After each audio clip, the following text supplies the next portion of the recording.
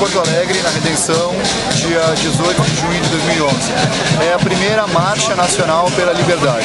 Nós estamos aqui então unidos diversas causas pela liberdade em geral, pela liberdade de expressão prioritariamente e por outras questões, então a liberdade de mobilidade urbana, pelo direito então de se locomover pela cidade, seja de bicicleta ou seja com outro meio de transporte alternativo para garantir o transporte para alguma outra área, liberdade de expressão então de poder defender as suas causas publicamente, liberdade então da própria vida, com a garantia das florestas, com a não privatização da água e liberdade sexual para as pessoas que querem então ter uma conduta diferenciada ou não diferenciada, mas que queiram expressar sua sexualidade, não sejam reprimidas e pela aprovação então da União Civil de Homossexuais. Tá? Nós estamos aqui defendendo diversas causas, é uma mobilização nacional, está acontecendo em 40 cidades do Brasil ao mesmo tempo.